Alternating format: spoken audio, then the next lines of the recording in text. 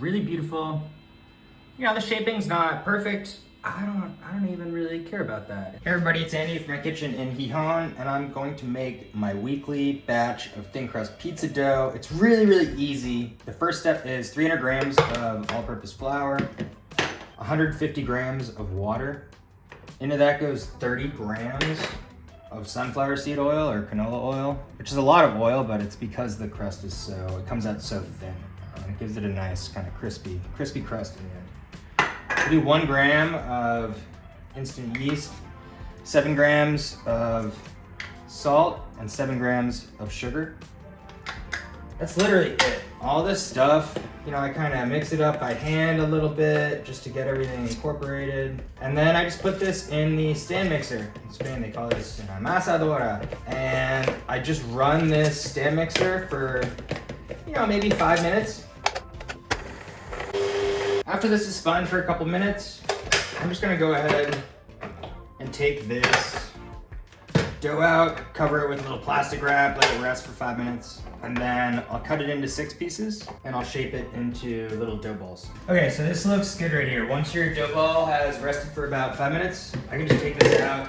It's pretty easy to work with.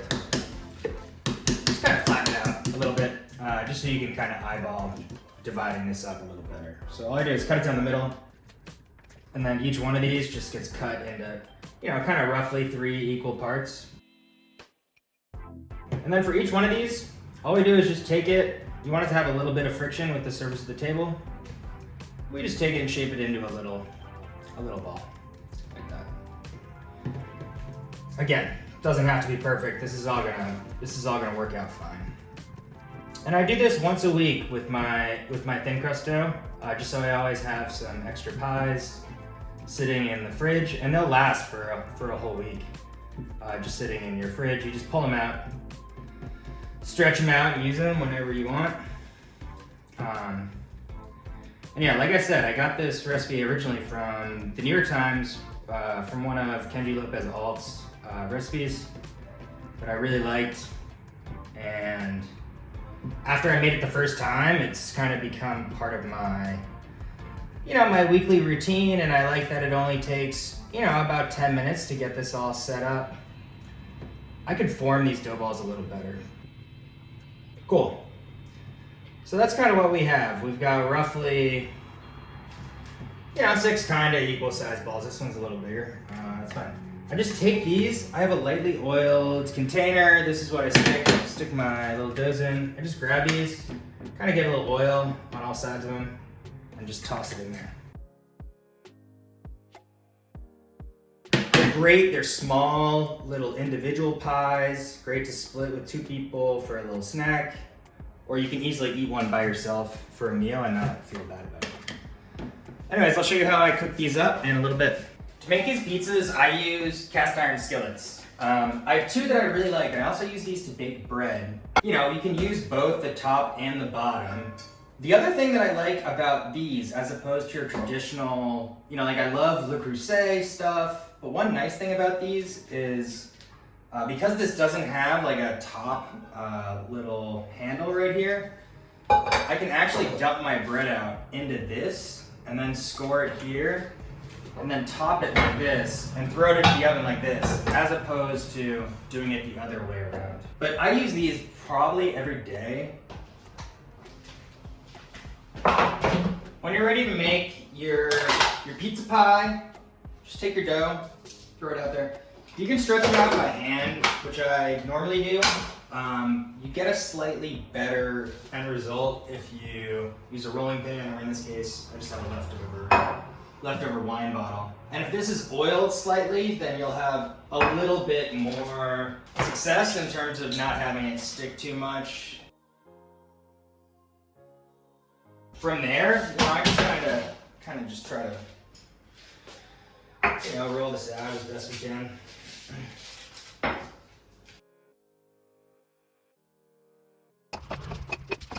And this is it. You know, it's not a perfect circle, but it's gonna be close enough. You can leave this out to kind of dry. That's what Kenji Lopez Alt does and recommends.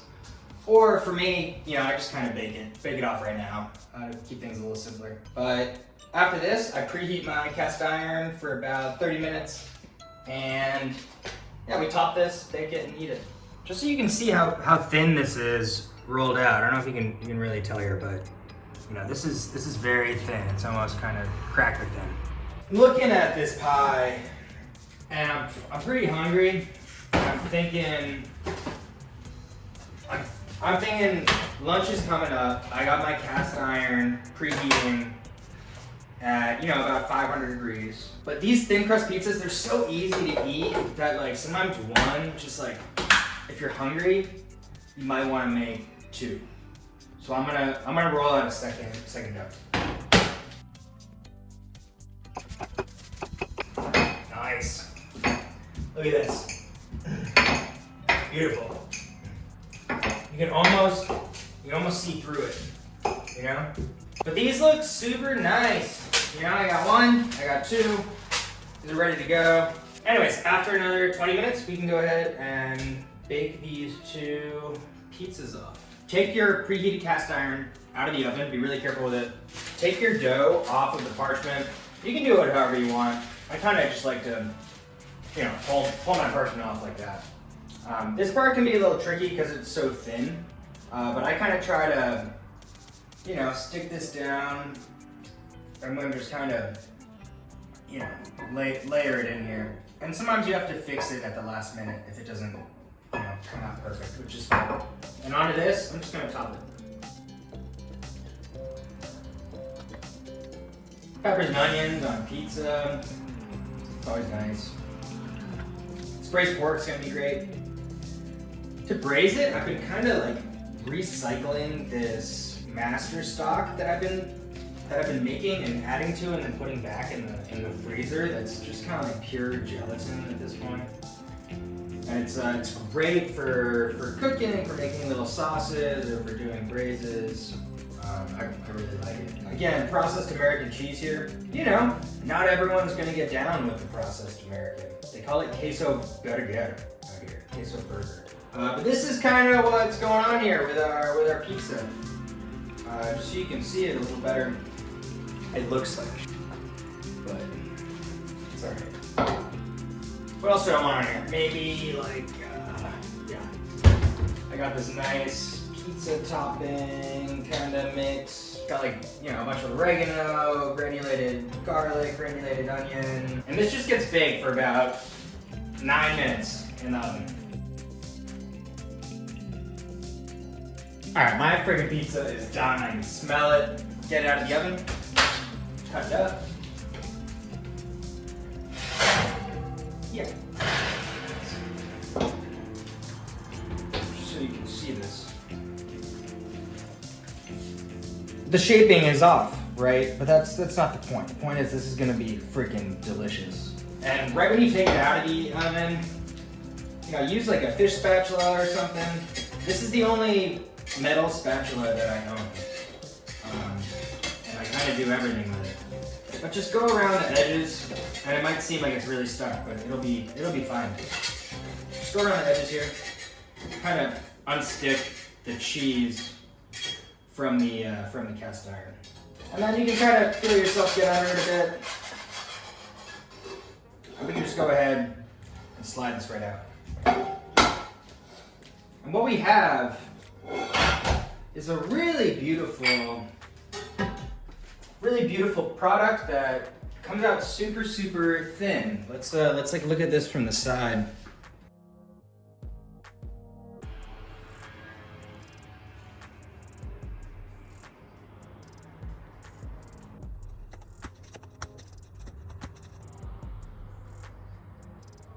This is beautiful. Came out super, super nice.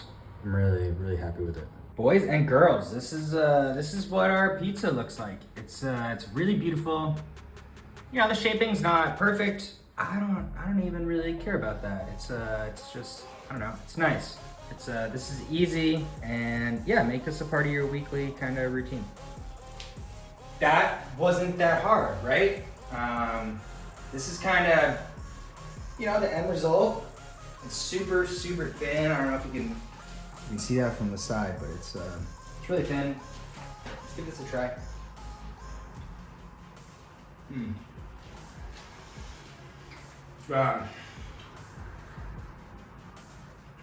Really good. The pulled pork's really nice. Honestly, can't really go wrong. I hope you enjoyed this video.